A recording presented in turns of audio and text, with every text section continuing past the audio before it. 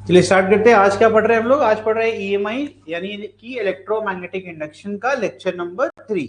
Last class तक हमने क्या क्या पढ़ लिया है जरा एक बार देख लेते हैं। हमने पढ़ लिया था मैग्नेटिक फ्लक्स के बारे में, Faraday law of EMI, example of Faraday law, Lenz law और सेल्फ इंडक्टेंस हमने अच्छे से पढ़ लिया था। एक और इसमें छुपा हुआ टॉपिक है जो हमने पढ़ा था, वो क्या था भैया? Current growth and current decay inside a conductor, sorry inductor. ठीक है, जो क्या है एक कॉइल ही होती है, इंडक्टर कुछ स्पेशल नहीं होता है। Inductor inductance is a property of a coil. एक कॉइल अगर आप ले ले, एक कॉइल इस तरीके से ले ले, है ना, तो इंडक्टेंस क्या है? इंडक्टेंस क्या है? एक प्रॉपर्टी है जो कि क्या करती है, कॉइल क्या करती है, अपने अंदर करंट को ग्रो होने के अपोजिट में क्या करती है, एक ईएमएफ इंड्यूस करता है ताकि वो अपोज कर सके। इस अपोजिशन प्रॉपर्टी को ही इंडक्टेंस कहते हैं, है ना। और जब सिंगल कॉइल है उसी के अंदर हम अपोजिशन जो एक्सपीरियंस करते हैं उसे कहते हैं सेल्फ इंडक्टेंस, जिसको एल से हम पढ़ते हैं। समझ में आ रहा है? तो इसमें हमने दो चीजें पढ़ी थी। अगर हम क्या कर रहे हैं, करंट को ग्रो करा रहे हैं, यानी कि जब हम स्विच ऑन करेंगे तो वहां पर एक पैरामीटर आया था that is called time constant. क्या होता था? टाइम कांस्टेंट, जिसको निकालना हो तो that is very simple, tau is equal to L upon are.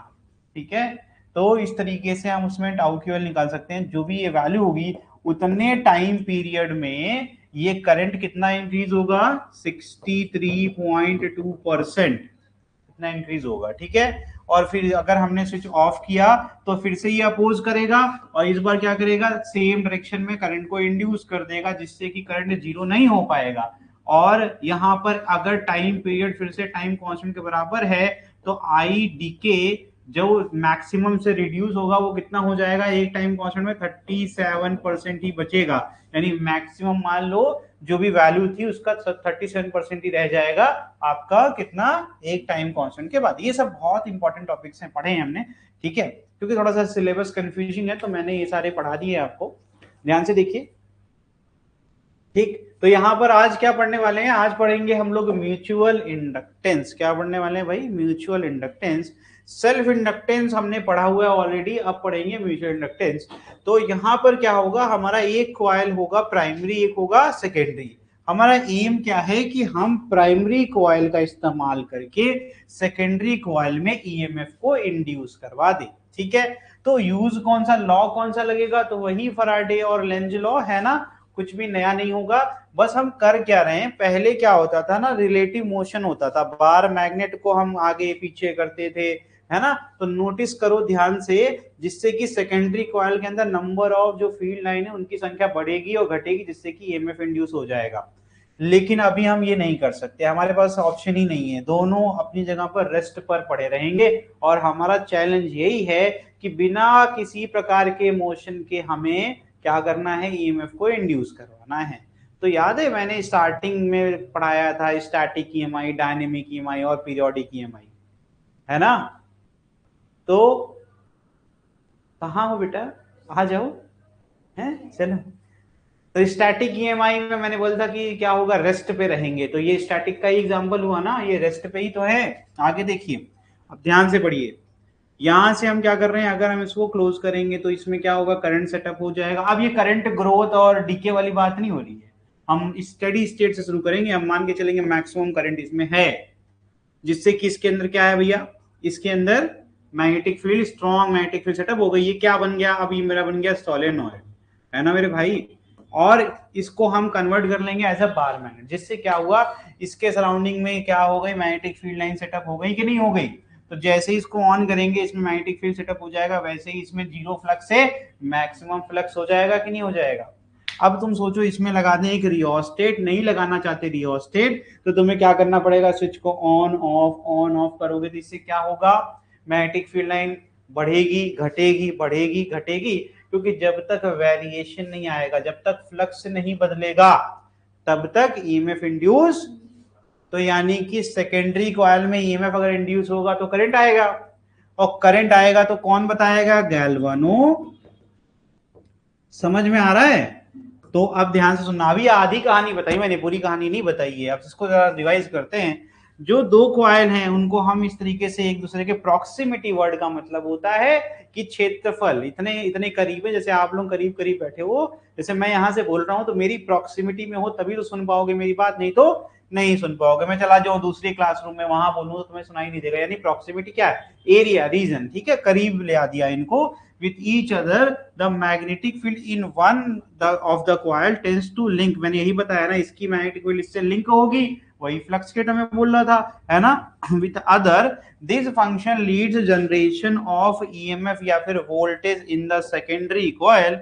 This property of a coil which affect or changes the current and voltage in secondary coil is called as mutual inductance. अब वही बात हो गई कि पड़ोसी के घर में कुछ दिक्कत हुई तो मेरे घर में उसका इफेक्ट आ गया, यानी कि मैं किसी और से इफेक्ट हो रहा हूं ना, तो ये हो गया म्यूचुअल। यानी कंट्रोल कौन किसके पास में है, इसके अंदर कितना वोल्टेज होगा, ईएमएफ इंड्यूस होगा या फिर कितना करंट इंड्यूस होगा, इसका डिसीजन ये ले रहा है। समझ में आ रहा है कि नहीं आ रहा है? तो ये ऐसी प्रॉपर्टीज को कहते हैं क्या, म्यूचुअल। अब इसका और बेटर सर्किटरी आपको दिखाई जा रही है कि एक्चुअल में इसको इस तरीके से क्यों लेकर के आए वर्टिकल, ताकि ट्रांसफार्मर एक टॉपिक है जिसमें आपको समझ में आए प्राइमरी कॉइल और सेकेंडरी कॉइल। अब देखो ये हो गया प्राइमरी कॉइल, प्राइमरी सर्किट का, सेकेंडरी कॉइल, सेकेंडरी सर्किट। दोनों सर्किट क्यों बोल पाए, सर्किट क्लोज लूप में होती है, बिल्कुल क्लोज लूप में है, ठीक है। यहाँ पर देखिए सप्लाई को अब मैंने अल्टरनेटिंग कर दिया, तो मैंने पिछली बार एक डीसी सप्लाई के साथ सर्किट दिखाई थी, देखो बैटरी लगी हुई थी, बैटरी लगी हुई थी, इसलिए मैंने कहा था इसको ऑन करो ऑफ करो। हर चीज जो मैं कहता हूं उसके पीछे एक रीजन है, कुछ भी ऐसा नहीं इलॉजिकल बात नहीं हो रही है। तो स्विच ऑन और ऑफ करना पड़ेगा। क्यों करना पड़ेगा, करंट सर डिक्रीज होना चाहिए, करंट वेरी करेगा तभी तो ये होगा, लेकिन ये तो इम्प्रैक्टिकल सी बात हो गई ना, ऐसा कौन करेगा बैठ के ऑन ऑफ। या तो रियोस्टेट लगा लो, रियोस्टेट में भी आपको जॉकी को आगे पीछे तो करना पड़ेगा ना। यानी कि ये है जरूर समझने के लिए आसान, लेकिन एक्चुअल में ये एप्लीकेशन में इस्तेमाल नहीं किया जा सकता। हमें एक ऐसा सोर्स चाहिए जो खुद ब खुद अपने आप को क्या कर ले भैया, पोलैरिटी बदल ले, कोई इसके पास नहीं। जैसे कि अल्टरनेटिंग करंट, जो हमारे घर में बिजली आती है वो कैसी आती है, एसी। एसी की सबसे बड़ी खासियत क्या है कि सर ये फ्रीक्वेंसी बेस्ड है। अगर 50 हर्ट्ज की फ्रीक्वेंसी है, यानी कि 50 टाइम्स एक सेकंड के अंदर ये अपनी पोलैरिटी को क्या करेगा, इंटरचेंज करेगा। यानी मान लीजिए ये पहले पॉजिटिव है, इधर निगेटिव है, तो बाद में ये निगेटिव हो जाएगा, ये पॉजिटिव हो जाएगा, फिर से पॉजिटिव निगेटिव, फिर से negative positive and so on.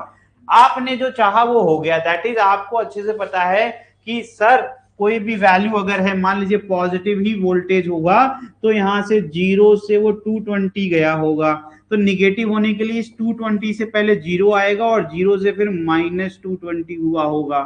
समझ में आ रहा है? फिर माइनस से फिर से वो 0 पर आएगा और 0 से फिर से वो प्लस का 220, यानी आपको दिख रहा है एक ऑसिलेशन हो रहा है, to and fro, same path पर बार बार ये रिपीट करेंगे। तो ये कैसा हो गया भैया, ऑसिलेटरी हो गया कि नहीं हो गया? क्या ऐसा ही वेरिएशन हमें चाहिए था? यस, क्यों नहीं चाहिए था? क्योंकि जब करंट मैक्सिमम होगा तो मैक्सिमम मैग्नेटिक फील्ड लाइन जाएंगी, फिर घटना स्टार्ट हो जाएगा। किसी भी समय पर वो कांस्टेंट है क्या? नहीं। इसका अगर डायग्राम बनाने की कोशिश करें, मैं रफ डायग्राम बनाऊंगा फिर हटा दूंगा। यहां पर सर 0 से स्टार्ट किया, ये रहा मेरा 220, ये रहा मेरा 0, ये रहा मेरा -220, ये रहा मेरा 0, ये रहा मेरा फिर से 220, ये रहा मेरा फिर से माइनस। तो कॉमन सेंस जिसके पास है उसको पता है कि ऐसा तो है नहीं ये कांस्टेंट रेट पर इंक्रीज होगा, लेकिन ये इस तरीके से कर्व, समझ में आ रहा है? और ये दिख रहा है हर एक पॉइंट एक डिफरेंट वैल्यू को रिप्रेजेंट करता है। किसकी वैल्यू है सर? अगर ये v और ये t कर्व है तो voltage with respect to time, अगर it बना दोगे तो इस प्रकार से it भी, इसी को तो कहते हैं साइन वेव। समझ में आ रहा है? यानी कि मैं प्रूफ, सारी जो बातें मैं कहूंगा एक एक बात प्रूफ कर दूंगा, परेशान होने की कोई बात नहीं है, लेकिन it is very easy to understand कि ये हो क्या रहा है, क्यों एसी सोर्स लगाया। जो अभी पढ़ रहे हो ना ये सारा का सारा मेरे लिए, मैं अगला चैप्टर ही पढ़ा रहा हूं तुमको, तो मेरा अगला चैप्टर बड़ा आसान होता जा रहा है। इस चैप्टर को मैंने बढ़ा दिया थोड़ा सा क्योंकि मेरा अगला चैप्टर का टॉपिक कवर हो रहा है, ठीक है। तो यहां पर देखिए आपको समझना पड़ेगा वाई एसी, मैंने आपको पूरा टाइम दिया क्योंकि क्यों आपने सर ये सोर्स, अगर किसी ने पूछ दिया वाई एसी तो आप बता पाएंगे सर फ्लक्स कैसे लिंक आप चेंज कराओगे। तो ये क्या करेगा सर, एसी क्या करेगा, आई को वेरिएबल बना देगा, है ना। और कल ही पढ़ा के आया हूं V directly proportional D I by dt, यानी इससे क्या होगा, ईएमएफ जो इंड्यूस होने वाला है वो भी वैरी करेगा। जिसको अभी भी नहीं आया वो कहेगा कि सर इससे बी वैरी करेगा, और बी वैरी करेगा तो फाई भी वैरी करेगा, और यही तो तुम्हारा पूरा एम था, D phi by D T, है ना। ये तो तुम्हारा रिलेशन है फैराडे का, ठीक है, समझ में आ गया कि नहीं। तो now you have a clear view कि एक्चुअली सिर्फ इतना अच्छा सेटअप बन गया कि हमें बस एसी लगाने से मेरी सबसे बड़ी प्रॉब्लम सॉल्व हो गई, that is automatically flux keeps on changing बिना कुछ किए। और जो फ्लक्स चेंज होता रहा तो यहां पर ईएमएफ इंड्यूस होता रहा। मतलब इसको एक बार ऑन कर दिया फिर तो तुम यहां पर एक आराम से एक देखो क्या है भैया, एक बार सुई इधर जाएगी, एक बार सुई इधर जाएगी, और सुई ऐसे ऐसे ऐसे ऐसे करती आपको दिखेगी। क्यों? क्योंकि गैल्वेनोमीटर हमने पढ़ाया था, गैल्वेनोमीटर मैंने बताया था कि डायरेक्शन ऑफ रीडिंग जिधर भी ये बेंड हो रहा है वही डायरेक्शन ऑफ करंट है। और क्लियर कट बात है कि यार यहां पर जो भी ईएमएफ इंड्यूस होगा वो क्या करेगा, इसका अपोज करने की कोशिश करेगा, है ना। तो चलो बात करते हैं I primary B primary. B primary मतलब magnetic field in the primary coil. Secondary magnetic field linked with the secondary coil, इसकी मैग्नेटिक फील्ड जो लिंक हुई। अब इससे क्या हुआ, flux in secondary coil. Flux जब अगर बी सेकेंडरी वैरी करेगा तो फाई वैरी करेगा, फाई वैरी करेगा तो ईएमएफ इंड्यूस होगा, ईएमएफ इंड्यूस होगा जिससे कि करंट प्रोड्यूस हो जाएगा। किसमें भैया बताओ, सेकेंडरी कॉइल में। तो सेकेंडरी करंट हुआ कि नहीं हुआ, ठीक है। तो इस तरीके से ये प्राइमरी और ये हो गया सेकेंडरी। अब आपको समझना पड़ेगा ध्यान से, अगर आपने देखा होगा तो जैसे ही मैंने ऑलरेडी ऑब्जर्व कर लिया था, लेकिन कोई बात नहीं, मैंने ऑब्जर्व कर लिया था कि कंटेंट डेवलपर ने क्या सिली मिस्टेक कर दी, that direction of current should be opposite. ये तो इतना पढ़ा दिया मैंने भाई, जो डायरेक्शन इसमें होगी उसका अपोजिट इंड्यूस होगा ना। तो यहां पर आओ जरा देखो, इसमें देखा मैंने, ठीक हो गया तो मैं शांत हो गया, मैंने कहा जान दो उसको, गाली याद नहीं देंगे, ठीक है। ये समझ में आया, ये तो मैंने इतनी बार पढ़ाया है कि भैया जो भी आपको कुछ समझ नहीं आया ना, इतना कुछ नहीं पढ़ा इतने दिन से, इतना पढ़ लो मेरे भाई। जो कॉज है, कॉज तो यही है ना, उसके ही अपोजिट डायरेक्शन में रहेंगे। तो कॉज वाले में करंट ऐसे था तो इसमें करंट ऑटोमेटिकली ऐसे होगा कि नहीं होगा, ठीक है। इस तरीके से आप देखो चीजों को आसान बना सकते हो, इससे कोई फर्क नहीं पड़ेगा, तुम्हें भी 4 ही नंबर मिलेंगे और जो बहुत पढ़ के जाएगा उसको भी 4 ही नंबर मिलेंगे, तो हमें 4 नंबर मिलने चाहिए, ठीक है। आगे, when two coil are brought in proximity with each other, the magnetic field in one coil in primary coil tends to link with the other. This function leads to generate voltage यानी EMF in the secondary coil. This property of coil which affect to change the current and voltage in secondary coil is known as mutual inductance. पढ़ चुके हैं पहले से भी। अब जरा ध्यान से देखना, यहाँ कुछ ना नोटेशंस आ रहे हैं। फाई टू वन, देखो ये सारी चीजें ना बड़े अच्छे से पढ़ा करो, क्योंकि इनसे ही तुम्हारा बाकी चीजें फॉर्मूला बनता है। तो flux linked with coil 2 due to magnetic field generated by coil, क्योंकि जो भी फ्लक्स इसमें आएगा वो इसके द्वारा बनाई गई मैग्नेटिक फील्ड के वजह से ही होगा। फ्लक्स की परिभाषा क्या होती है, कोई पूछेगा तो फ्लक्स सर जो जितनी संख्या आ जाएंगी हमारी फील्ड की लाइन की, जितनी संख्या जाएंगी 3 4 5 6, उस संख्या को ही तो फ्लक्स कहते हैं। Very simple. यानी कि यहाँ पर करंट की डायरेक्शन बहुत अच्छे से दिखाया गया है ताकि तुम फटाफट क्या करो, टैंजेंट बना लो, और टैंजेंट बना करके तुम यहाँ राइट हैंड कर रोल करोगे, तुमको दिख जाएगा अरे सर ये तो एकदम सही आ गया, ठीक है ना। कुछ भी रटना नहीं है, आप फटाक से अप्लाई करिए, देख लीजिए इसके कॉइल के अंदर कोई करंट नहीं दिख रहा है, देखो नहीं दिख रहा है, नहीं होना भी नहीं चाहिए था, ठीक है।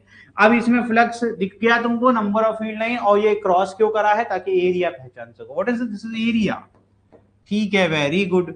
अब ध्यान से देखना, तो ये प्रोपोर्शनलिटी कांस्टेंट होता है, जैसे पिछली बार प्रोपोर्शनलिटी कांस्टेंट एल होता था, इस बार क्या होता है एम।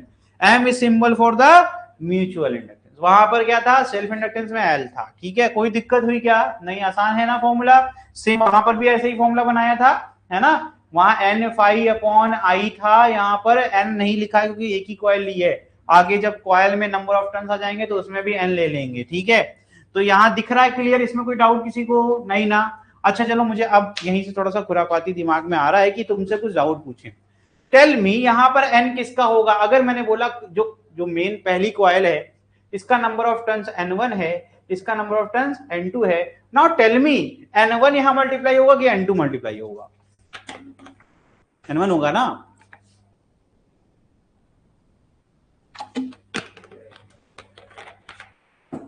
टू जाएगा, सही बात है, क्यों जाएगा तुम ये बताओ।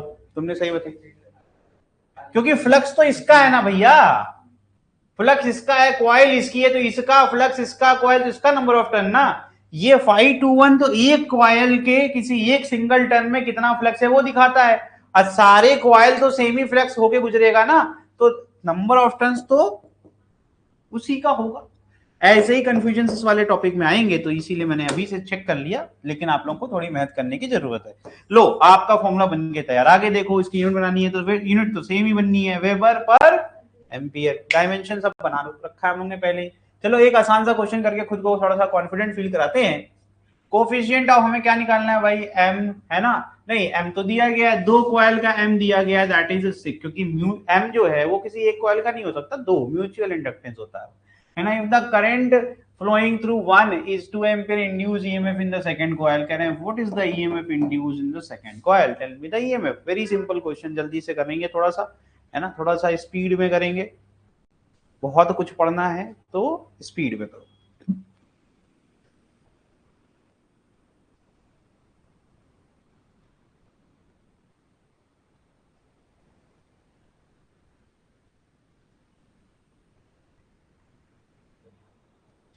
सिली सा क्वेश्चन था, फिर भी आप मेहनत करोगे मुझे पता है। The current is given as constant, current change हो रहा है क्या, तो भाई काहे लिए सॉल्व कर रहे हो, करंट ही नहीं चेंज हो रहा है तो फिर किस बात का फ्लक्स, और जब फ्लक्स ही नहीं चेंज होगा तो किस बात का ईएमएफ, समझ में आ रहा है। Current was 2 ampere only, constant current, अगर उसको देना ही था तो उसको वेरिएबल के फॉर्म में या तो 2t² बोल देता, ऐसा कुछ बोल देता, वैसा कुछ नहीं दिया गया था, तो it is impossible to solve.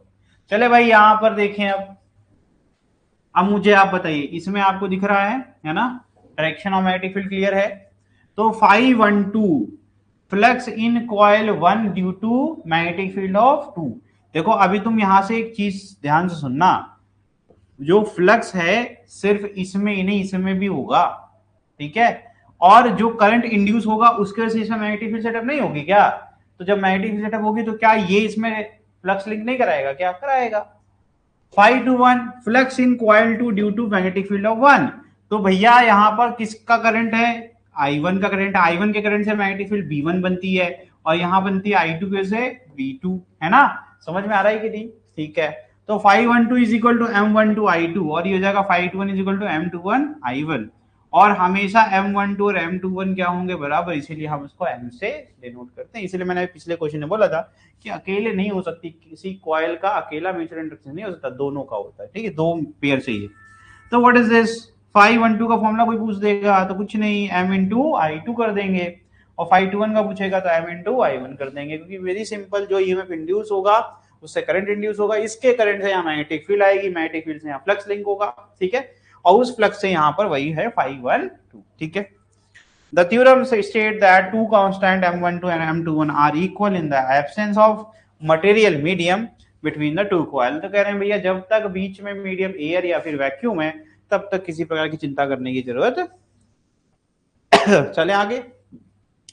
Induce EMF in secondary coil, अगर हम सेकेंडरी कॉइल की बात करते हैं, पूरा फोकस अब सेकेंडरी कॉइल पर होगा, तो E2 कैसे निकालेंगे, तो फॉर्मूला इज वेरी सिंपल, हमने फैराडे लॉ पढ़ा, फिर लेंज लॉ पढ़ा, मैं यहां करता हूं क्या, तो E2 is directly proportional to minus D phi in this one, तो ये जाएगा 521 upon dt, is it okay, equal to लगा देंगे, क्यों, क्योंकि भैया कांस्टेंट को हम 1 मान के चलते हैं, तो ये हो गया तुम्हारा इक्वल टू, ये गया तेरा फॉर्मूला। क्या ये फॉर्मूला समझ में आया कि नहीं आया, बताओ भैया। अब 512 हो या 521 है, उसके लिए भी ऑलरेडी फॉर्मूला बना रखा है, पुट कर दीजिए वैल्यू, तो ये जगह minus M D I one upon D T, because भैया इसका जो फ्लक्स है वो I1 की वजह से है, ठीक है। इज इट ओके और नॉट, इज इट ओके और नॉट, ठीक है, इज इट ओके और नॉट। जैसे L D I by D T होता था, यहाँ आ जाएगा एम डी आई बाई, लेकिन इसमें I1 I2 का बड़ा ध्यान रखना पड़ेगा, उसमें खुद का ही करंट होता था, तो उसमें सेल्फ इंडक्टेंस है। It is stated that the magnitude of induced EMF in the secondary coil depends upon the rate of change of current in primary coil। आगे मतलब एक ही चीज खींच रहे हैं बार बार। अब क्या कह दिया, अब कह दिया भैया इसमें करंट आ गया, मान लो I2 करंट इंड्यूस हो गया, अब इसके करंट से यहां पर भी मैग्नेटिक फील्ड आएगी तो अब ईएमएफ इसमें भी इंड्यूस होगा, बिल्कुल ये बात यही इंपॉर्टेंट है। ईएमएफ तो इधर भी इंड्यूस होगा, बिल्कुल होगा, क्योंकि जब फ्लक्स चेंज होगा तो इसमें भले करंट चल रहा हो लेकिन करंट रिड्यूस होगा, करंट को एक अपोजिशन फेस करना पड़ेगा, लेकिन इसकी शक्ति इसके आगे तो कमजोरी पड़ेगी ना। समझ में आ रहा है? तो यहां पर आ जाता है -d∅1/dt, फिर से कर देंगे, फिर आ जाएगा E1। मतलब प्राइमरी कॉइल में कितना ईएमएफ इंड्यूस हुआ वो भी तुम निकाल सकते हो, बस तुम्हें I1 I2 को चेंज करना पड़ेगा, सिंपल एज दैट। तो यहां पर वही सेम रूल भाई, इसमें मैग्नेटिक फील्ड थी तो इसमें फ्लक्स लिंक हो रहा था, तो इसमें ईएमएफ इंड्यूस हुआ क्योंकि फ्लक्स चेंज हो रहा था। अब इसमें करंट आ गया तो इसकी मैग्नेटिक फील्ड होते हुए भी इसकी अपनी खुद की मैग्नेटिक फील्ड होगी कि नहीं होगी? वो इसी का अपोज करेगी, तो इसकी मैग्नेटिक फील्ड जब इससे जाके लिंक करेगी तो यहां पर भी फ्लक्स चेंज होगा। Same theorem, same rule, same Faraday law, Lenz law, और फिर से ईएमएफ तो इंड्यूस होना ही है। ठीक है, तो ये हो गया तुम्हारा ईएमएफ। तो यानी we have the formula for primary and secondary coil, दोनों में ईएमएफ इंड्यूस होता है। जहां पर अगर कोई पूछ देगा, अगर किसी ने पूछ दिया E1 बड़ा E2 बड़ा, तो कहो E2 बड़ा, क्यों भाई? यही सोर्स है, इसकी वजह से इसमें जो भी मैग्नेटिक फील्ड होगी, अच्छा खुद बताओ, यहां से 100 निकलेगी, यहां दूरी है थोड़ी सी तो थोड़ा कम पहुंचेगी, कम पहुंचेगी तो कम चेंज इसमें आएगा, है ना? ध्यान से देखना, तो इसकी ताकत हमेशा इसके आगे तो कमी होगी कि ज्यादा हो जाएगी? सोर्स से तो कमी होगी ना। अब ये इसका अपोज कर भी रहा है, लेकिन फिर भी इसमें जो करंट अगर I2 होगा तो I2 की वैल्यू भी इसके आगे तो कमी होगी, है ना? तो इस तरीके से अगर एक हम मान के चलते हैं आइडेंटिकल कॉइल है, उस केस की बात हो रही है। मैंने माना है कि दोनों का नंबर ऑफ टर्न्स, है ना, शेप, साइज सब एक ही है। If the rate of change of current in the primary coil is 1 ampere, then the coefficient of mutual inductance of the two coil will be equal induce EMF in a secondary coil. ठीक है, तो कह रहे हैं अगर हम क्या कर दें, इसको 1 कर दें तो जो E2 है वो म्यूचुअल इंडक्टेंस के ही बराबर हो जाएगा, और कुछ नहीं कह रहे हैं। ठीक है, ये हो गया। अब ये क्वेश्चन करके दिखाओ, दो कॉइल हैं, इनका M दिया गया है, the current changes in the first coil according to the equation. देखा, अब आ गया ना, I is equal to IM sine omega T. अब ये साइन वैल्यू क्लियर बता दी, साइन टी तो साइन थीटा का ही टेबल किसी को याद होगा, उसको पता होगा कि 0 से स्टार्ट करेगा, फिर 90 पर क्या हो जाएगा, प्लस का 1, है ना, और फिर डिक्रीज होकर के 180 पर 0 हो जाएगा, फिर 270 पर -1 हो जाएगा, और 360 पे वापस से। जिसको इतना नहीं आता है फिर वो तो कोई बात नहीं, पढ़ लेगा और क्या करेगा। ये लो, बन लो, पढ़ लो, है ना। तो साइन क्यों मल्टीप्लाई किया, साइन दिखा रहा है ये मैक्सिमम वैल्यू है, मैक्सिमम तो ये भी है, तो साइन क्या कर रहा है, इसको रिड्यूस कर रहा है। ठीक है, तो ये है तुम्हारे लिए, मैंने समझा दिया थोड़ा सा ताकि तुम्हें समझ में आए। This is not constant, this is variable. मेरा पिछला वाला क्वेश्चन में 2 एम्पियर लिखा हुआ था। ठीक है, IM की वैल्यू दी है, मैक्सिमम करंट क्या है, जैसे ग्राफ बनाना होगा तो यहाँ पे लिख दूंगा मैं 10, हो जाएगा -10। लो, बन गया पूरा का पूरा ग्राफ।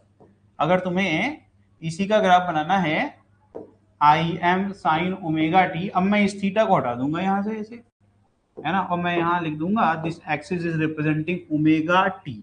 मुझे ओमेगा बताओगे, और टी टाइम है, ओमेगा इज द एंगुलर आपकी स्पीड, वो दिया है omega 100 pi radian per second. The maximum value of EMF in the second coil is, you have to find the E2। ठीक है, दिमाग थोड़ा सा लगाइए और क्वेश्चन सॉल्व करके बताइए, और थोड़ा स्पीड में करना है, अगर आप नहीं करेंगे तो मैं इमीडिएटली सॉल्व कर दूंगा।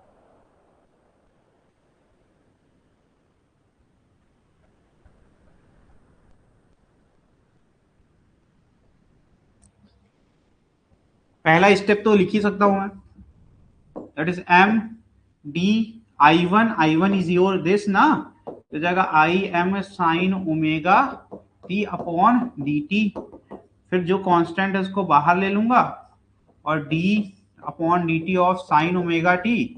ओमेगा एक्स्ट्रा है तो उसको मैं t मान लूंगा, साइन t का क्या हो जाएगा, cos t, तो MIM cos ओमेगा t, है ना, और मल्टीप्लाइड बाय जिसको मैंने एज्यूम किया है ओमेगा इंटू टी का डिफरेंशिएशन करूंगा, बचेगा क्या, ओमेगा। तो आ गया formula M omega capital IM into cos of omega T, this is the value of E2।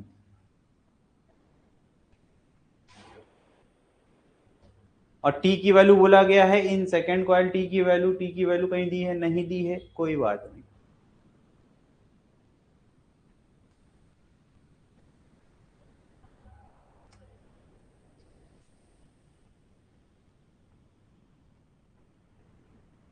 E2 max बता दो, E2 मैक्स ही तो बताना है, मैक्सिमम वैल्यू बताना है। तो E2 मैक्स क्या होगा? वेरी सिंपल यार, E2 मैक्स तो यही होगा ना। मैक्सिमम वैल्यू क्या होगी? यही तो मैक्सिमम होती है, साइन और कॉस तो अलग से होगा ना। डालो यार, इतना ही क्वेश्चन था ये। तो max value E2 max is equal to M omega I M. M कितना भैया?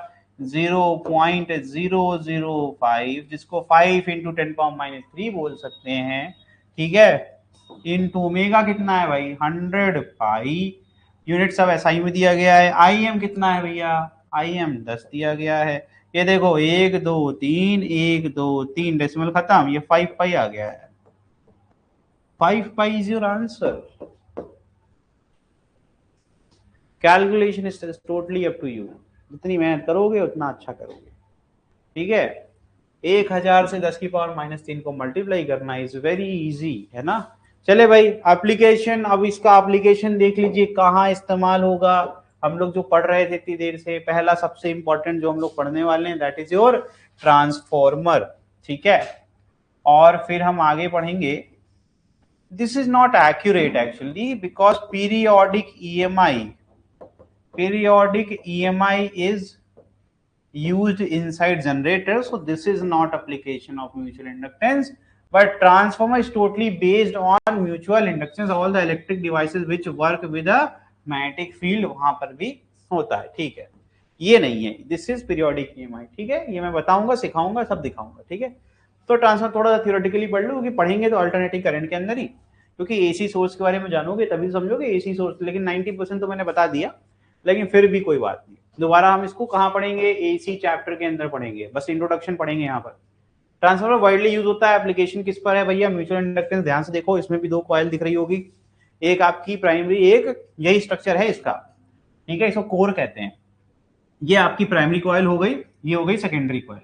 ये जो आपकी कोर है ना, यहां से ही आपका फ्लक्स लिंक होता है, इन्हीं से होकर के मैग्नेटिक फील्ड जाती है और मैक्सिमम फ्लक्स लिंकेज कराती है। यहां पर एक एसी सोर्स लगेगा, ठीक है, और यहां से हम एक लोड रेजिस्टेंस लगाएंगे जहां से हम आउटपुट लेंगे, ठीक है। समझ में आ रहा है? तो यहाँ पर करंट जब आप चेंज करोगे तो फ्लक्स इसमें चेंज होगा, फ्लक्स चेंज होगा तो ईएमएफ इंड्यूस होगा, ईएमएफ इंड्यूस होगा, इसी से तुमको, तो जो पूरा जो घर पे तुम्हारी सप्लाई आती है ना, जैसे 10,000 किलो वोल्ट देखो लगा रहता है, फिर एक ट्रांसफार्मर रखा रहता है, वहां जाता है, फिर वहां से तुम्हारे घर में 220 आता है।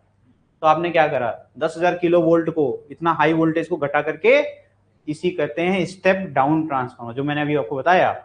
अब मुझे 220 वोल्ट को मान लो 10,000 किलो वोल्ट बनाना है तो बन जाएगा, उसके लिए स्टेप अप ट्रांसफार्मर लगेगा। 2 ही प्रकार के ट्रांसफार्मर होते हैं, एक होता है स्टेप अप, एक होता है स्टेप डाउन। वोल्टेज बढ़ाना है तो स्टेप अप करो, आपको अगर वोल्टेज घटाना है तो क्या इसमें कोई मूविंग डिवाइस होता है? नहीं, ये स्टैटिक होता है। जैसा कि मैंने एग्जांपल बताया, स्टैटिक EMI में कुछ भी मोशन में नहीं आ सकता, इसमें कुछ भी मूव नहीं कर रहा है। क्या ये कुछ एम्पलीफाई कर देता है, कुछ एनर्जी क्रिएट कर देता है? आंसर इज नो, क्योंकि ये सिर्फ क्या कर रहा है? वोल्टेज को बढ़ा रहा है और वोल्टेज को घटा रहा है। और वोल्टेज को जब बढ़ाएंगे तो क्लियर कट बात है, ओम्स लॉ भी जिसने पढ़ा हुआ है, वो पावर इसमें कांस्टेंट रहेगी। तो आपको पता होगा वोल्टेज को बढ़ाएंगे, पावर का फॉर्मूला V इंटू आई, ठीक है। V इंटू आई का मतलब हुआ कि पावर अगर रिमेन कांस्टेंट तो इसका मतलब है वोल्टेज बढ़ा तो करंट को घटाना पड़ेगा, और करंट को बढ़ाएंगे तो वोल्टेज को। तो घर पे जब बिजली आती है तो हम लोग को एसी चलानी है, फ्रिज चलानी है, कूलर चलाना है, तो हमें करंट चाहिए, इसलिए हम वोल्टेज को घटा देते हैं। लेकिन जब बिजली पैदा होती है, उसको तुम्हारे घर तक भेजना होता है तो बहुत दूर है पावर प्लांट, तो वहां से यहां तक आएगा। तो कोई भी सिंपल सी प्रॉपर्टी सबको पता होगा, एक तार के अंदर एक प्रॉपर्टी होती है, क्या होती है? प्रतिरोधक क्षमता, इसको रेजिस्टेंस कहते हैं। रेजिस्टेंस अगर ज्यादा रहेगा, उसमें से करंट फ्लो करवाओगे तो क्या होगा? हीट के फॉर्म में एनर्जी बर्बाद हो जाएगी। तो क्या करें ऐसा कि ये प्रॉब्लम सॉल्व हो जाए? तो बहुत सिंपल सोल्यूशन है, वोल्टेज को इतना बढ़ा दो कि करंट की वैल्यू बहुत छोटी हो जाए। जब करंट बहुत छोटा सा हो जाएगा तो रेजिस्टेंस का जो प्रभाव है वो ना के बराबर, यानी कि कम हो सकता है, ना के बराबर तो नहीं हो सकता। अगर आप कभी भी हाई टेंशन वायर वाला जो रहता है, वहां एक आवाज आती है ना, सही सही करके, उसको कोरोना इफेक्ट कहते हैं। वो क्या है? वही रेजिस्टेंस से फाइट हो रही है, ठीक है। समझ में आ रहा है? तो वहां पर आपको दिख रहा है कि इतना कम करने के बाद भी इतना रेजिस्टेंस से लॉस होता है, लेकिन मिनिमाइज कर लेते हैं, ठीक है। ये जो मैंने बताया ये भी टॉपिक इसी का है, ट्रांसफर की इफिशियंसी, ठीक है। तो उसमें हमें पढ़ना पड़ेगा कि भैया लॉस, कौन कौन से लॉस हम जो है रिड्यूस कर सकते हैं।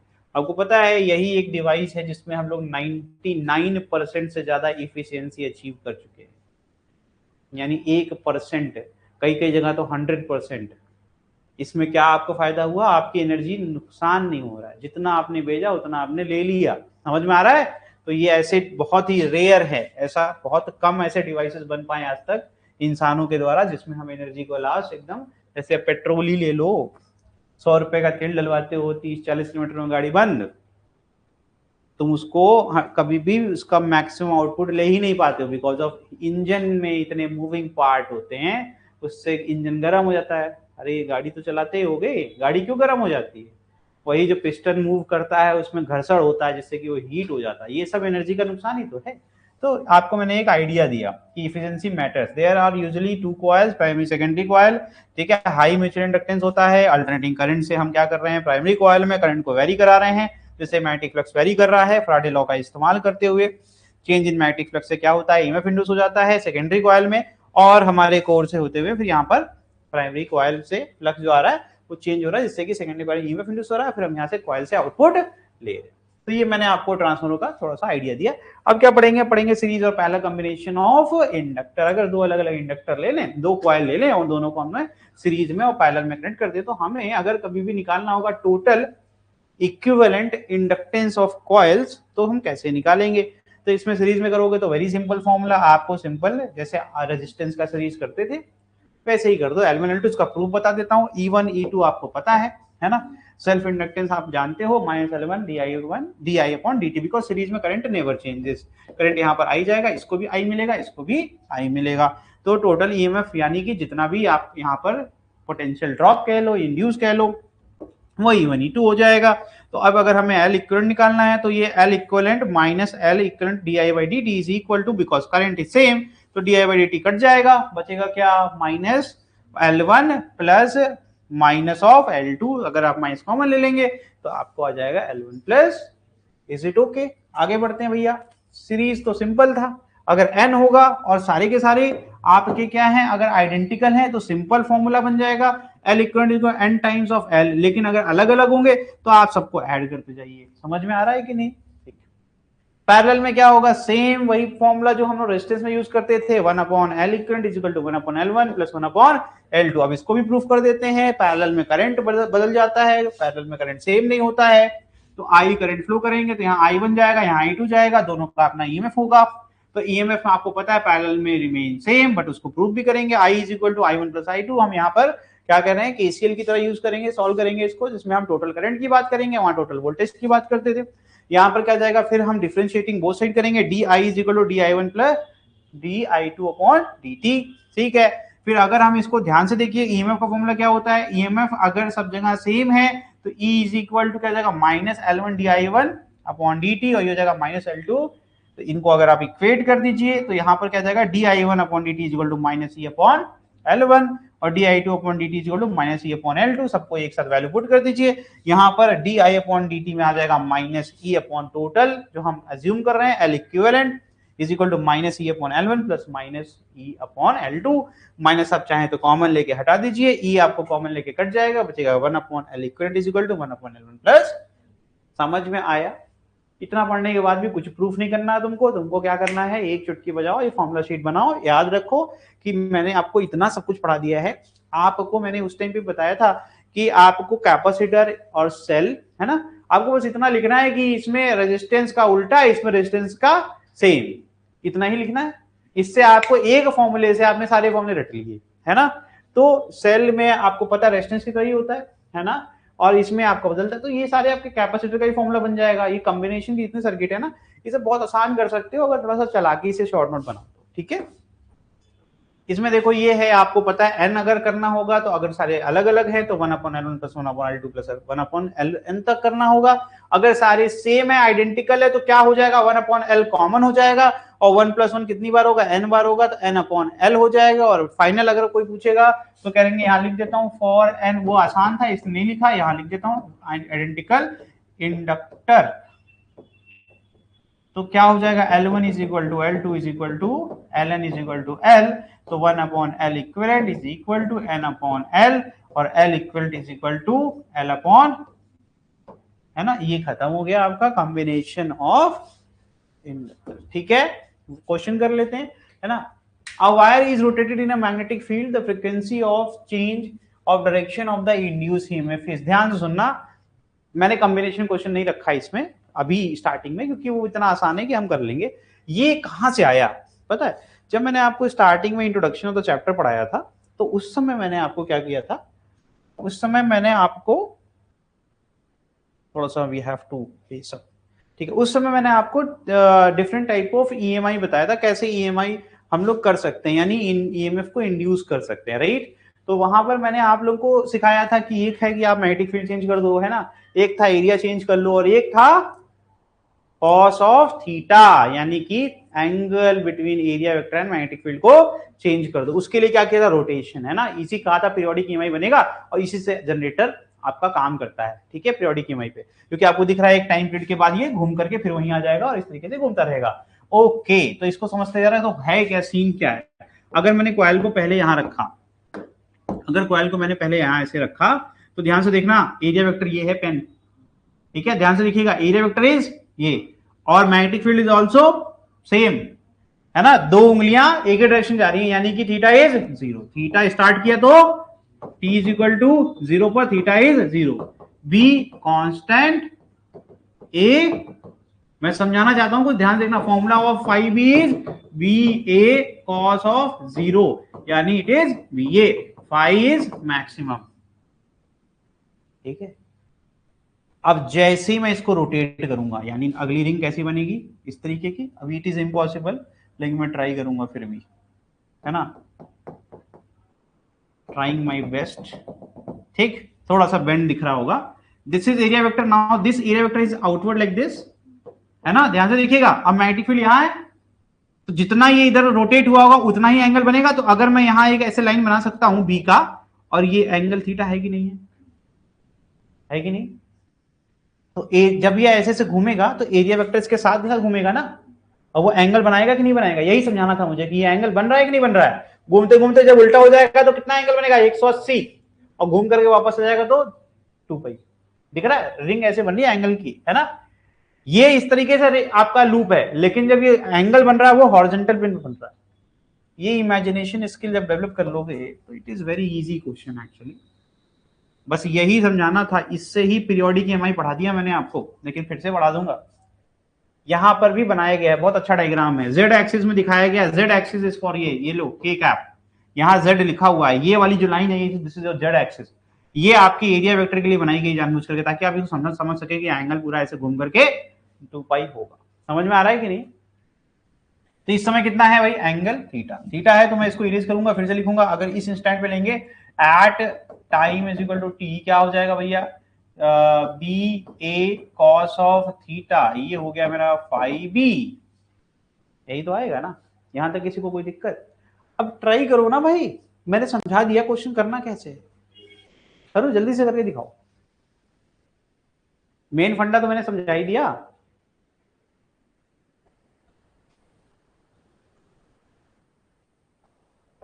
The frequency of change of direction of the induce EMF, कह रहे हैं मुझे ये बताइए, एक बार फिर समझा देता हूं कि फ्रीक्वेंसी का क्या मतलब है, जैसे ध्यान सुनना, इसको अच्छे से सुनना, नहीं समझ नहीं आएगा, कि आपको दिखना चाहिए कि जो डायरेक्शन ऑफ करंट है वो इसमें चेंज होगा, ठीक है, डिपेंडिंग अपॉन द ओरिएंटेशन, और डायरेक्शन ऑफ करंट के हिसाब से आपका ये करंट इधर इधर इधर इधर करेगा, और वही आपको समझना है इस पूरे केस में। और यहीं से मैं आपको समझाना चाहता हूं कि यहां जो ईएमएफ इंड्यूस होगा दैट विल बी, क्या होगा भैया, अल्टरनेटिंग इन नेचर, ठीक है, अल्टरनेटिंग वोल्टेज करंट नहीं, ठीक, और जो ईएमएफ इंड्यूस होगा तो इससे जो करंट इंड्यूस होगा वो भी अल्टरनेटिंग करंट होगा। तो यही समझ में आएगा कि जनरेटर हमेशा क्यों एसी क्यों जनरेट करता है, बिकॉज उसके अंदर इसी प्रकार का इफेक्ट देखने को मिलता है। मैं इसको मैथमेटिकली भी प्रूफ करूंगा और आपको समझाऊंगा भी, जल्दी से करिए फिर आगे बढ़ेंगे।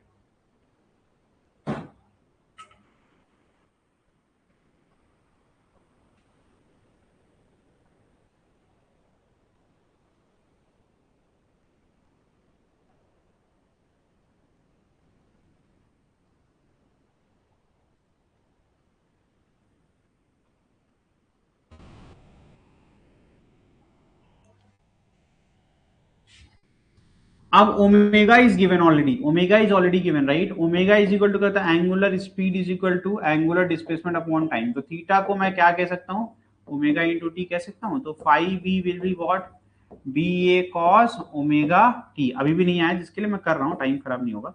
Is directly proportional to what भाई बताओ, d5b upon dt, the formula becomes minus d5b upon dt. Just differentiate it, you will get what, minus. अगर इसका मॉड कर दूं मैं, तो हम मैग्नीट्यूड सॉल्व कर रहे हैं तो इसको प्लस कर देंगे, है ना, मैग्नीट्यूड सॉल्व कर रहे हैं, we are just solving the magnitude right, है ना।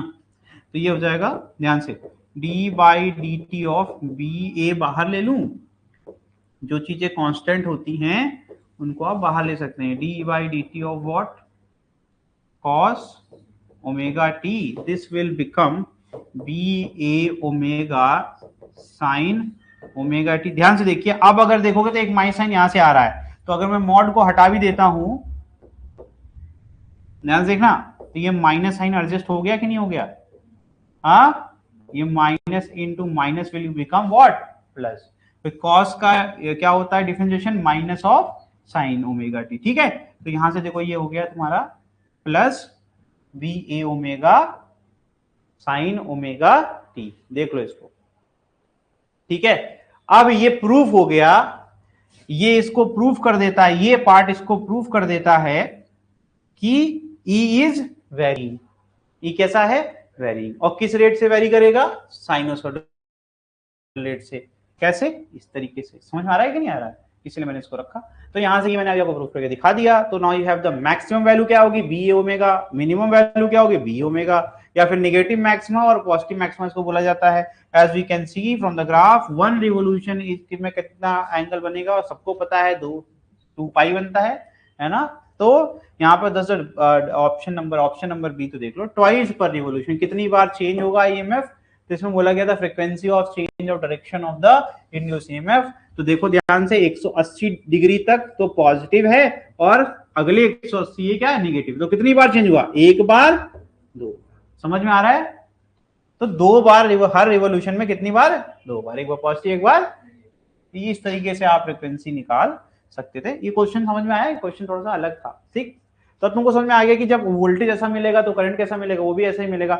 इसीलिए मैं समझाना चाह रहा हूँ, ये पीरियोडिक ईएमआई पढ़ा रहा हूँ मैं तुम्हें इनडायरेक्ट तरीके से, कि पीरियोडिक ईएमआई में हम करते क्या है, हम मैग्नेटिक फील्ड को कांस्टेंट रखते हैं और हम एरिया कांस्टेंट रखते हैं। हम चेंज क्या करते हैं, सिर्फ एंगल से क्या होता है, कॉस ऑफ थीटा चेंज होता रहता है। क्योंकि जो पूरा, इसी देखो ये दिखा देता हूँ, एक टॉपिक खत्म हो रहा है, नोटिस करो ना यार, यहाँ 2 परमानेंट मैग्नेट है, एक तरफ क्या है नॉर्थ, एक तरफ क्या है।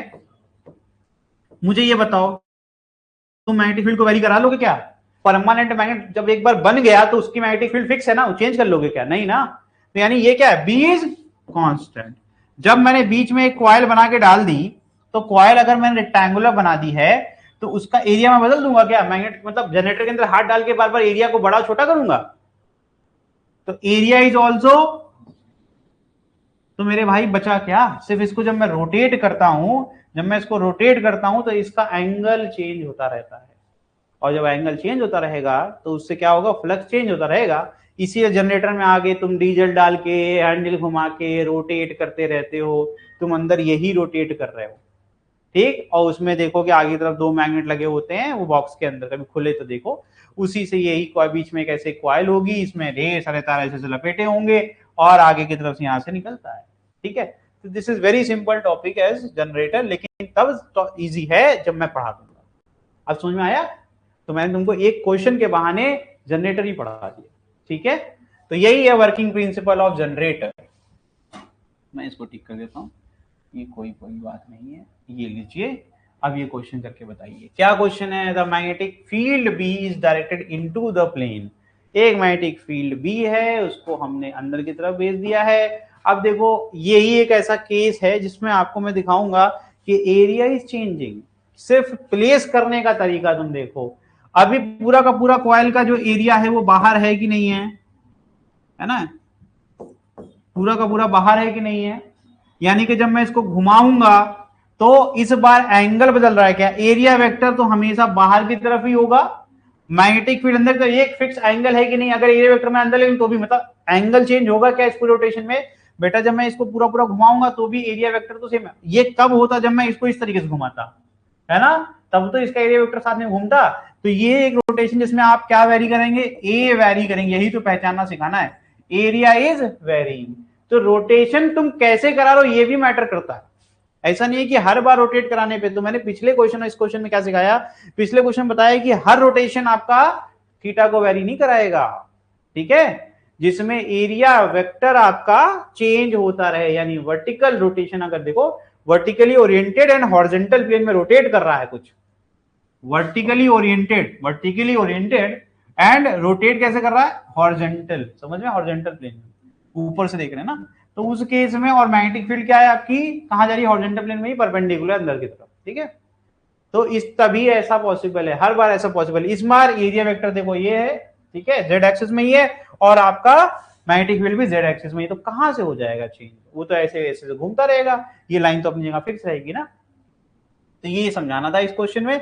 अब ये क्वेश्चन समझा देता हूं, फटाफट आ जाएगा समझ में। क्वेश्चन कह रहा है कि magnetic field B is directed into the plane A C D A, ये आपको दिख रहा होगा ए सी डी ए, ठीक है, in a semicircular conducting loop of radius r with the center o, the loop is now made to rotate clockwise, इसको clockwise घुमाएंगे, एक कांस्टेंट ओमेगा, कांस्टेंट ये देख रहे हो, ओमेगा भी वेरी नहीं कर रहा है, एक कांस्टेंट पे घूमेगा, उतना ही चाहिए, क्योंकि आप कर क्या रहे हो, आपने इसको अचीव कैसे किया, फ्लक्स लिंकेज चेंज, आप एरिया का भाग पूरा को पूरा मैग्नेटिक फील्ड के बाहर ले आ रहे हो, फिर धीमे धीमे एरिया का भाग अंदर की तरफ लेकर जा रहे हो, एरिया बढ़ता जाएगा। तो फाई बी का formula is very simple, B A cos theta, theta B constant, B B constant, area को जब तुम बढ़ाओगे घटाओगे तो फाई की वैल्यू बदलेगी, और इस पूरे फॉर्मूले में एरिया वही लिया जाता है जहां से फ्लक्स हो। इस समय एरिया 0 है, जब ये अंदर की तरफ जाना स्टार्ट होगा तो एरिया इंक्रीज होने लगेगा, और मैक्सिमम क्या होगा, जब ये पूरा का पूरा इस तरीके से आ जाएगा तो मैक्सिमम हो जाएगा। इसके तुरंत बाद जैसे ही ये बाहर की तरफ आने लगेगा तो एरिया घटने लगेगा, यानी आधी साइकिल में एरिया बढ़ेगा और आधी साइकिल में एरिया घटेगा। समझ में आ रहा है? तो इस तरीके से आप फ्लक्स को चेंज होता हुआ देखोगे, ठीक है। फिर से मैं इसको कंप्लीट कर देता हूं। तो ये हो गया बेटा, समझना पड़ेगा इस क्वेश्चन को। आगे देखिए, फिर क्या पे कह रहे हैं, O and perpendicular to the plane of the paper, the resistance of the loop is small r. Obtain an expression for magnitude of the induced current in the loop. Plot a graph between induced current and omega t for 2 period of rotation। दिख रहा है 2 period of rotation, देखो फटाफट, ये दिख रहा है तुमको फिगर, कुछ ही क्वेश्चंस के सॉल्यूशन में लेकर के आता हूँ, इसमें फिगर ज्यादा बनेगा। ये दिख रहा है तुमको, ये देखो इतना रीजन आपका अब इफेक्टिव हो गया, फिर ये रीजन देख लो मैक्सिमम हो गया, फिर ये बाहर की तरफ जाएगा, फिर से ये क्या कर रहा है, देखो इतना रीजन इफेक्टिव हो गया। अब ये फिगर तो नहीं बना पाता ना, समझ में आ रहा है? तो पहले एरिया 0 है, इंक्रीज हो रहा है, मैक्सिमम हो गया, फिर डिक्रीज हो रहा है, यही बोल रहा था ना मैं। तो देखो, as the coil rotate goes into the magnetic field, the area define the flux, क्या है भैया, increases till complete half revolution, the area start decreasing when the coil completes next half of the revolution and come out of the field, current will be anti-clockwise। ये तो बताऊंगा मैं, है ना, और वो तो अपोजिट हो जाएगा, क्योंकि मैंने ये पढ़ाया हुआ है आपको, इंक्रीजिंग में अपोज करना है और डिक्रीजिंग में सेम रखना है ना, डिक्रीजिंग में सेम रखना है। तो अपोज करना है तो कैसे अपोज करेंगे भैया बताइए, जब हम इसमें करंट की डायरेक्शन क्या करते हैं, देखो हमें मैग्नेटिक फील्ड का अपोज करना है, मैग्नेटिक फील्ड कहां जा रही है, अंदर की तरफ, ठीक है। तो अपोज कैसे करेंगे, जब मैग्नेटिक फील्ड मेरी बाहर की तरफ आए ना, तो देखो curl will give me the direction, ये मैं ट्रिक आपको सिखा रहा हूं। तो सीधे सीधे आ गया क्या, AC W, आपको दिमाग कुछ नहीं लगाना है, मैंने जो सिखाया बस इतना देखो कि फ्लक्स इंक्रीजिंग है या डिक्रीजिंग है। When flux is increasing always make sure कि magnetic field is in opposite to the original magnetic field, ठीक। तो ये एंटी क्लॉकवाइज हो गया। व्हेन द मैग्नेटिक फील्ड, है ना, और अब यहां पर फ्लक्स मैक्सिमम है, अब अगर मैं इसको घुमाऊंगा तो फ्लक्स घटेगा, जब फ्लक्स घटेगा तो मुझे घटने से रोकना है, तो मेरी मैग्नेटिक फील्ड अब क्या होगी, सेम डायरेक्शन, है ना। तो अब सिंपल सी बात है, अब मुझे सेम डायरेक्शन करना है, यानी क्रॉस बनाना है, तो मेरा थंब काम आएगा, इस करंट की टेंशन तो लेनी नहीं है, करंट तो मुझे कर्ल देगा। ये क्या है, क्लॉकवाइज, समझ में आ गया, ओके। तो तो इतना आसान करके मैंने क्वेश्चंस में डायरेक्शन की टेंशन खत्म कर दी। अब रही कैलकुलेशन, तो आओ कैलकुलेशन की बात कर लेते हैं भैया। तो अब अगर हम कैलकुलेशन की बात करेंगे तो what is the maximum value, तो अब मैं थोड़ा सा ना कैलकुलेशन पर आता हूं। कैलकुलेशन करने से पहले आप क्या करोगे भाई, आप ईएमएफ निकालोगे, ईएमएफ का फिर से वही फॉर्मूला लिखोगे, D phi B upon D T करोगे, है ना। फिर से आओगे इसमें सॉल्व करोगे, थीटा क्या ओमेगा टी हो जाएगा, this will become B A cos of omega T, है ना। सारा इक्वेशन अभी बनाया था, फिर से बनाओ बनाओ बनाओ बनाओ, करो मेहनत करो यार, सब मैं ही कर दूंगा, तुम क्या करोगे, मैं तुम्हारी सिर्फ एरिया मेहनत मत करने वाला हूं, ठीक है। तो मुझे ये बताओ थीटा चेंजेस और नॉट, तो मैं यहां लिख देता हूं तुम्हारी हेल्प के लिए, है ना। थीटा क्या ले सकते हैं, तो वी कैन टेक थीटा, या तो हम 0 मान ले, या फिर हम थीटा क्या ज्यादा मान लेंगे 180, और कुछ तो हम मान ही नहीं सकते। मैं 0 मान लेता हूं, आप 180 मान लो, कोई इससे फर्क नहीं पड़ेगा, एक फिक्स वैल्यू आ जाएगी। तो this become what, minus D. अब ध्यान से ना, फाइव बी की जो वैल्यू पुट करने वाला हूं देखना ध्यान से, phi B becomes nothing but B A, है ना, या तो माइनस बी ए या तो प्लस बी ए हो जाना है, ठीक है। 180 लोगे तो माइनस माइनस प्लस हो जाएगा, और अगर माइनस लोगे तो माइनस, मतलब अगर तुम 0 लोगे तो जो कि मेरा आ रहा है माइनस में ही आएगा, ठीक है। तो मैंने थीटा को क्या लिया है 0, ठीक। आप इसको ले लेंगे तो यहां पर आ जाएगा माइनस ऑफ बी ए, और जिससे कि ये प्लस हो जाएगा। मेरे केस में it will be minus B and D A by D T, because A keeps on changing. Now let me help you with कि हम कैसे किसी भी इंस्टेंट पर एरिया निकाल सकते हैं ना। तो एरिया अगर हमें निकालना है, ध्यान से देखना, ठीक है। तो एरिया अगर हमें निकालना है, तो अगर मैंने कह दिया कि इसका कुछ पोर्शन अंदर चला गया है, और वो कितना चला गया है, थीटा वाला पोर्शन, है ना। ये मेरा कॉइल हो गया, अब मैं कुछ इसमें चेंजेस करूंगा, ठीक है। ये ठीक, इट इज मेकिंग कितना एंगल, थीटा, है ना, और ये थीटा पोर्शन अंदर चला गया। तो मैं एरिया का एक फॉर्मूला बनाऊंगा कि मुझे जितने भी एंगल का निकालना होगा, मैं कह रहा हूं टोटल कितना रिवोल्यूशन हो सकता है, 2 पाई, है ना, पर यूनिट एंगल कर दिया मैंने, और फिर टोटल एरिया कितना था, तो पाई आर स्क्वायर से सिर्फ वो पोर्शन चाहिए मुझे, मैंने क्या कर दिया, मैंने एरिया पर यूनिट एंगल निकाल दिया कि भाई जितना एंगल होगा उसके रिस्पेक्ट में कितना एरिया है, एक फॉर्मूला बना लिया। तो मुझे जितना भी एंगल के लिए एरिया निकालना होगा, मैं क्या करूंगा, टोटल एरिया को थीटा अपॉन 2 पाई से, अरे पर यूनिट मास सिखाया मैंने, है ना, तो पर यूनिट एरिया नहीं निकाल सकते हम लोग क्या, ठीक। तो पर यूनिट एंगल जितना जितना एंगल होता जाएगा उस हिसाब से हम पर यूनिट एंगल निकाल रहे हैं, ठीक है। एरिया पर यूनिट एंगल, ठीक है। मैक्सिमम एंगल कितना, यानी पूरे एरिया को मैं क्या कर रहा हूं, डिवाइड कर रहा हूं किससे, 2 पाई से, ठीक। तो अब जितना भी हमें अगर चाहिए कितना एंगल, ये थीटा, थीटा इंटू क्या करेंगे, थीटा इंटू ए अपॉन 2 पाई, ए कितना है, ए कितना है, पाई आर स्क्वायर, है ना, अपॉन, पहले तो मैं इस आर को ठीक करता हूं, मेरी आदत है रेडियस को स्मॉल आर करने से, और इसमें कंटेंट में हर जगह स्मॉल आर लिखा है रेजिस्टेंस के लिए, तो मैंने कैपिटल कर दिया, ठीक भैया। अब ये फॉर्मूला है तुम्हारे लिए, बहुत काम का फॉर्मूला बन गया कि भैया इस फॉर्मूले से मैं किसी भी समय, तो यहां से मेरा फॉर्मूला बन गया, एरिया का एक फॉर्मूला है, area with respect to angle किसी भी इंस्टेंट पर क्या हो जाएगा, हाफ थीटा आर स्क्वायर, ठीक। अब मैं उठा करके इसको वहां पुट कर दूंगा, ठीक है। तो यहां से क्या हो जाएगा, फॉर्मूला क्या हो जाएगा, माइनस बी डी, अब यहां जाएगा theta R square upon 2 upon, ठीक है। अगर मैं ईएमएफ का मैग्नीट्यूड कर दूं, तो ये हो जाएगा प्लस, ठीक है, इज इट ओके।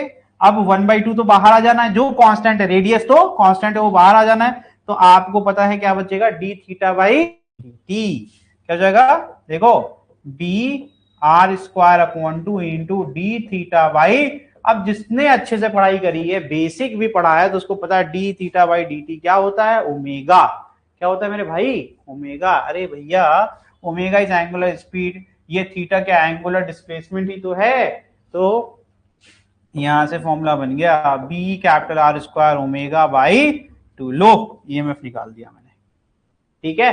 अब इसी को रेजिस्टेंस से डिवाइड कर दोगे तो तुम्हें मिल जाएगा क्या, बी ओमेगा आर स्क्वायर, ये जो आई की वैल्यू आ रही है that is I is equal to E upon small resistance, तो यहां जाएगा B R square omega by 2 into small R. अब हम लोग यहीं पहुंच गए, समझ गए। अब पूरी वैल्यू, ये मैक्सिमम वैल्यू मैंने निकाल दी आपके लिए, है ना। तो अब क्या हो जाएगा, ये पॉजिटिव मैक्सिमम, ये अब आप जैसे से रोटेट करते होगे थीटा को आप वेरी कराओगे तो पाई तक जाओगे, है ना। तो पाई तक तो ये हो जाएगा आपका पॉजिटिव, फिर पाई पर ये क्या हो जाएगा निगेटिव, अब फिर वापस से 2 पाई पर ये हो जाएगा पॉजिटिव एंड सो ऑन। ये ग्राफ बनाना है क्योंकि हमारी एक एंगल तक ये क्या हो जाएगा वैल्यू फिक्स हो जाएगी, ठीक है। तो आप जब पहले हाफ तक रोटेट करोगे तो ये B omega R square upon 2r हो जाएगा। बहुत इंपॉर्टेंट बात बता रहा हूं, यहां ध्यान नहीं दे रहा हो तुम लोग ना, कोई क्वेश्चन पूछ रहा है मुझसे क्योंकि तुम लोग ऐसे हवा में पढ़ रहे हो। मैंने इतने अच्छे से प्रूफ किया, मैंने ईएमएफ निकाला, मैं यहां पे ये प्रूफ कर चुका हूं कि irrespective of value of area या फिर irrespective of portion of coil inside the magnetic field, यानी एरिया वेरी करता जा रहा है बिकॉज ओमेगा इज कांस्टेंट। ये इसलिए हो पाया, omega is constant, the rate of change is constant, that is why EMF is constant. समझ में आ रहा है?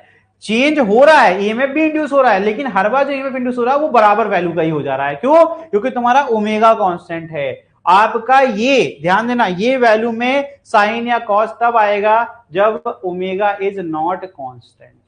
समझ में आ रहा है? ओके, तो यही फैक्टर है D theta by D T, वो एकदम सही है। जैसे मान लो हर बार थीटा 10 डिग्री से बढ़ रहा है तो तुम ये नहीं कह पाओगे कभी भी कि चेंज 0 हो गया, चेंज तो हो रहा है जिससे कि ईएमएफ भी इंड्यूस होगा, लेकिन हर बार मान लो जब 10 डिग्री का चेंज किया था तो 10 वोल्ट वैल्यू बढ़ी, ईएमएफ इंड्यूस हुआ, तो अगली बार भी 10 ही हो गई, उसके बाद भी 10 ही हो गई, उसके बाद भी 10 ही हो गई, और कब तक होती रही? जब एक ही डायरेक्शन में एंगल चलता रहा। जब ये इंक्रीजिंग से डिक्रीजिंग होने लगा तब उसने अपना नीचे पलटा, अब वो -10 हो गया है ना, सॉरी, तो अब जो वैल्यू है -2 वोल्ट, 2 वोल्ट बोला था मैंने, जो बोला था यार, जो भी ईएमएफ बोला था उसी का वो नेगेटिव वैल्यू के साथ आ जाएगा, और डिक्रीजिंग जब तक रहेगा क्योंकि ओमेगा इज योर कांस्टेंट।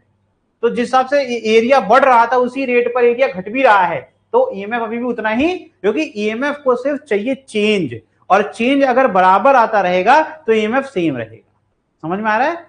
तो ये हो गया खेल। तो इसलिए ग्राफ समझना इज वेरी इंपॉर्टेंट कि सर ये क्यों है, क्यों ऐसे नहीं है, आपने पूछा ही नहीं मुझसे, ठीक है। यही तो सारा क्वेश्चन, ये क्वेश्चन बहुत इंपॉर्टेंट है जो मैं बता रहा हूं ना, ये सारी बातें बहुत कीमती हैं न्यूमेरिकल को क्रैक करने के लिए। अब इसको पढ़ने के बाद न्यूमेरिकल दिखेगा, अरे ये तो न्यूमेरिकल बड़ा आसान है, सीधे ग्राफ लगाएंगे, उसमें दे देगा ऐसे ग्राफ और आपको फिगर बना के दे देगा और क्वेश्चन दे देगा, सीधे ये बताना है, ये निकालना सिखा दिया। इसके बाद आपको कंसेप्ट पता है तो आपको ये जैसे ओमेगा उसमें बस उसमें देखना होगा ओमेगा इज कांस्टेंट और नॉट। अगर ओमेगा इज नॉट कांस्टेंट तो फिर भैया मेरे, है ना, वो डिपेंड करेगा नेचर क्या है ना।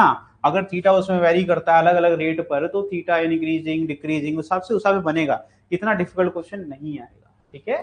चलो नेक्स्ट टॉपिक, यानी अगर देखा जाए, अगर मैं थोड़ा सा रिवीजन करा दूं तुम्हारा, तो your syllabus was very simple. इसमें Faraday law, Lenz law, different type of EMI में हमें सेल्फ इंडक्टेंस पढ़ना था, म्यूचुअल इंडक्टेंस पढ़ना था, खत्म हो गया। अब बचा है सिर्फ तुम्हारा कॉम्बिनेशन, वो पढ़ा दिया, खत्म हो गया। फिर है एसी जनरेटर जिसमें पीरियोडिक ईएमआई मैंने पढ़ा दिया, वर्किंग प्रिंसिपल और फिगर बताना है बस, ठीक है। और उसमें थोड़ा कुछ पार्ट्स कि कैसे कंस्ट्रक्शन होता है, ठीक है। अब जो पढ़ रहे हैं ये थोड़ा सा डाउटफुल है सिलेबस का पार्ट है या नहीं है।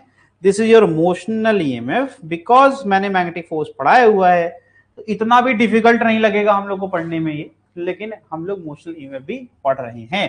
तो अब मैं ये एक्स्ट्रा पढ़ा रहा हूं बिकॉज ये मेंशन्ड नहीं है हमारे सिलेबस में। मैं पहले से डिस्क्लेमर बार बार दे रहा हूं सो दैट आपको ऐसा ना लगे कि क्यों पढ़ रहे हैं। तो इसको पढ़ लेंगे, तो एक बार पढ़ लेंगे तो आपका एग्जाम में सेफ रहेंगे, क्योंकि इस समय जो चल रहा है हिसाब से कुछ भी पूछ सकते हैं, कहीं से भी पूछ सकते हैं, ठीक है। तो let me go through once again. I think I have already taught you this right.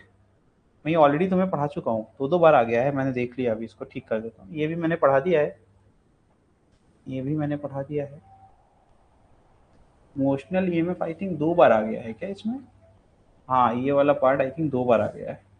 Let me verify, एक बार तो पढ़ा नहीं जाता है, 2 बार कैसे पढ़ेंगे हम लोग? हाँ भैया सही कह रहा हूँ गलत? यही तो है, 2 बार आ गया है शायद ये। हाँ 2 बार आ गया है ये वाला पार्ट।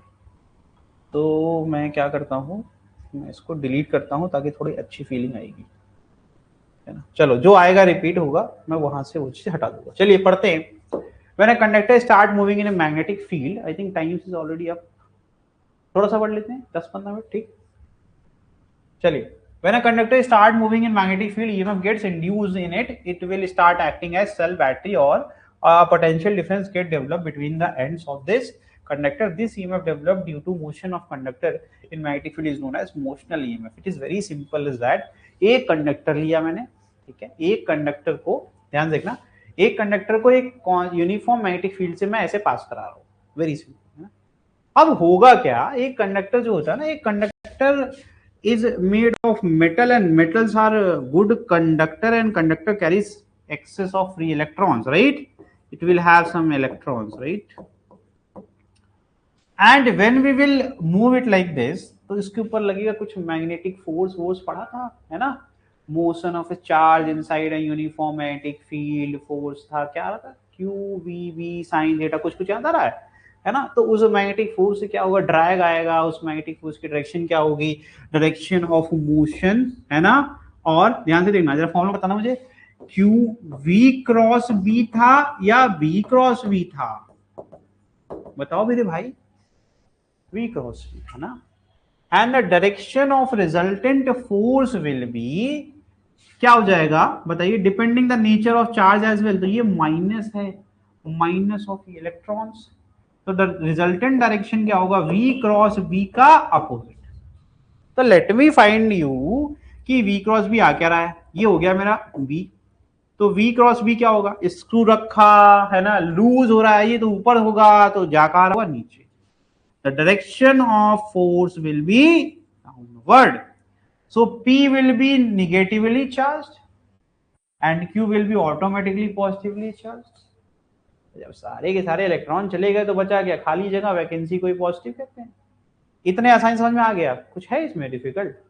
हम लोग ने मैग्नेटिक फोर्स अच्छे से पढ़ा था, यही फायदा हुआ कि हम लोग ने इतने कॉम्प्लेक्स टॉपिक को सेकंड्स में क्लियर कर लिया।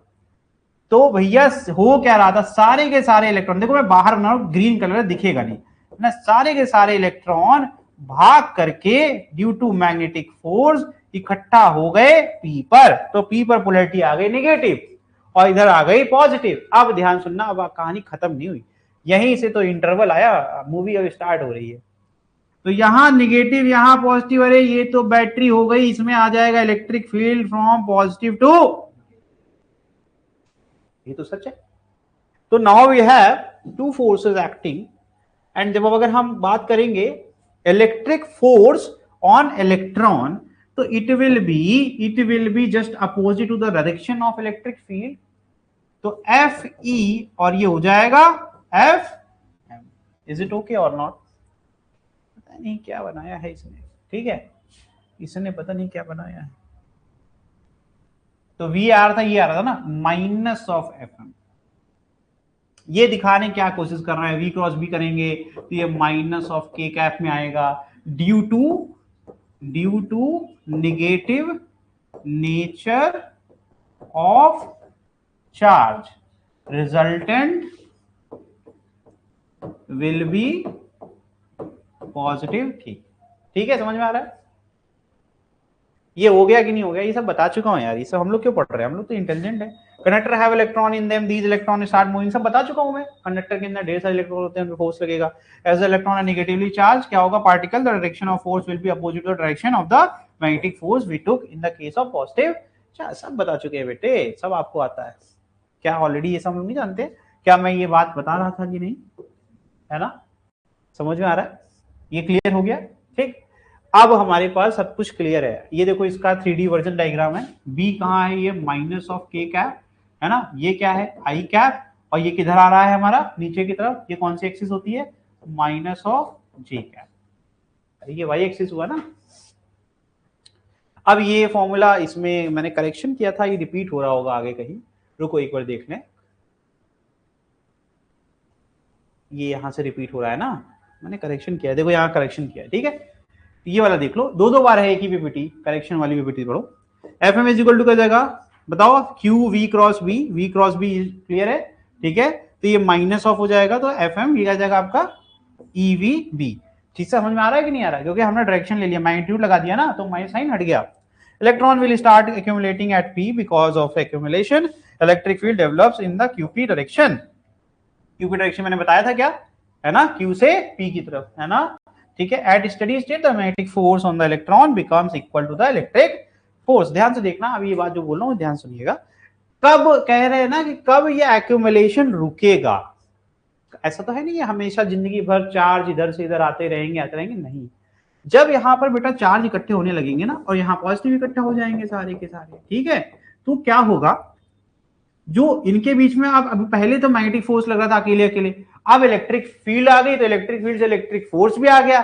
अब यहां पर जैसे ही एफ ई का मैग्नीट्यूड बराबर होगा एफ एम के, यही होती है condition for equilibrium, condition for equilibrium. समझ में आ रहा है? अब भैया कोई भी चार्ज एक्यूमुलेशन नहीं होगा क्योंकि नेट फोर्स इज जीरो। समझ में आया? अब जितने यहाँ पड़े रहेंगे, अब ये क्या करेगा, बैटरी की तरह काम करेगा। अभी कह लो भैया हमारे पास चार्ज ही चार्ज, ले जाओ हमसे। समझ में आ रहा है कि?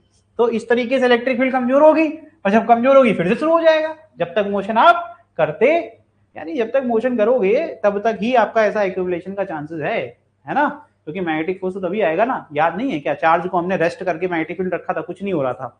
यानी कि चार्ज जब भी मोशन में रहेगा तभी उसके ऊपर मैग्नेटिक फोर्स लगेगा, नहीं तो मोशन नहीं करेगा तो फोर्स। क्लियर हो गया? क्या कठिन है क्या टॉपिक? ये कठिन लग रहा है क्या? आसान है ना? ध्यान से देखो। तो अब इसको देखो, ये इलेक्ट्रिक फील्ड निकालने की बात कर रहे हैं, बड़ी ही आसान बात है, ये भी बहुत कठिन बात नहीं है, हम लोग अभी खत्म कर लेंगे, देखना पता भी नहीं चलेगा। तो फोर्स का फॉर्मूला क्या होता है भाई बताओ? फोर्स का फॉर्मूला क्या होता है? इलेक्ट्रिक फोर्स, बताओ। इलेक्ट्रिक फील्ड इनटू चार्ज, ये होता ना, ठीक। इलेक्ट्रिक फील्ड इनटू चार्ज, ठीक है, इज इक्वल टू व्हाट? तो यहां से ई से ई काट दिया तो इलेक्ट्रिक फील्ड का फॉर्मूला ये बनेगा कि नहीं बनेगा, है ना, irrespective of nature of charge, फर्क नहीं पड़ता। Electric field will be what? V into D. समझ में आ रहा है? तो इस तरीके से हमने क्या कर दिया, इक्विलिब्रियम पर फटाफट क्या कर लिया हमने, इसी प्रकार से इलेक्ट्रिक फील्ड का मैग्नेटिक फील्ड से एक रिलेशन निकाल लिया। अभी किसी ने रिसेंटली पढ़ा हुआ है, कल ही मैंने पढ़ाया था, मैग्नेटिज्म मैटर चल रहा था शायद, दिख नहीं रहा था यार, ये V आ गया, V C भी तो हो सकता है, मैक्सिमम, है ना। हम लोग स्पीड EM वेव की बात कर रहे थे, तुम लोग को नहीं पढ़ाया, पढ़ाऊंगा लेकिन ये मैग्नेटिज्म में भी तो पढ़ाया है मैंने, जब हम लोग पढ़ रहे थे, रिलेशंस नहीं पढ़ाए थे मैंने। मैं मिस कर रहा हूँ, मैं मल्टीपल क्लास में पढ़ाते पढ़ाते पागल हो गया हूँ, है ना। तो ये EM वेव में देखने को मिलेगा, अगर नहीं पढ़ाया तो EM वेव में तो पढ़ाऊंगा। चले भाई ये देखें, इस पे फोकस करें थोड़ा सा। ये क्या है, दिस इज पोटेंशियल, है ना। पोटेंशियल इलेक्ट्रिक फील्ड का रिलेशन बड़ा पुराना है कि भैया change in potential with respect to change in length, तो क्या हो जाएगा, E इक्वल टू E, तो यहाँ पे delta V equal to E into L कर दिया और E की वैल्यू पुट कर दिया, क्या आ गया, VBL। यही तो EMF है, यानी EMF जो इंड्यूस हो रहा है हमारे लेंथ ऑफ कंडक्टर L में, वो क्या है, BVL। समझ में आ रहा है? Potential difference across the two end of the conductor of length L moving in a magnetic field intensity B with velocity V will be given by BVL। यानी ये EMF इंड्यूस हुआ, ये किसके वजह से हुआ, कॉज ऑफ EMF क्या है, इज मोशन, है ना। So it is called as motional, इसीलिए इसको क्या कहते हैं, मोशनल EMF कहते हैं। क्या कहते हैं, मोशनल EMF। ठीक है, समझ में आ रहा है कि नहीं? Motional EMF as equivalent battery. This rod can also be considered as a battery of EMF BVL is developed in, we can consider it is a battery with internal resistance equal to the resistance of the wire या फिर rod। ठीक कह रहे हैं कि भैया इसी को आप बैटरी की तरह मान सकते हो, जिसकी बैटरी की पोटेंशियल आपकी इमोशनल EMF के बराबर होगी और इसका जो रेजिस्टेंस होगा भैया वो इंटरनल रेजिस्टेंस क्या होगा, इसका जो रॉड का रेजिस्टेंस है। समझ में आ रहा है? क्योंकि हर कंडक्टर का अपना एक रेजिस्टेंस तो होता ही है। ठीक, तो ये हो गया rod of PQ is equal to battery VBL जिसका EMF है और रेजिस्टेंस उसका रॉड का। अब इसको सर्किटरी से दिखा दिया, है ना। तो अगर इसको हम इस क्लोज सर्किट में से कनेक्ट कर देंगे तो ये आपकी बैटरी होगी, इसका इंटरनल रेजिस्टेंस, और अब हमने कोई बल्ब लगा दिया या फिर कोई भी रेजिस्टर लगा दिया तो करंट इससे फ्लो होना स्टार्ट हो जाएगा फ्रॉम पॉजिटिव से नेगेटिव। समझ में आ रहा है? और इसका टोटल रेजिस्टेंस क्या हो जाएगा, जो लोड लगाया तुमने, लोड रेजिस्टेंस और इंटरनल रेजिस्टेंस का सम।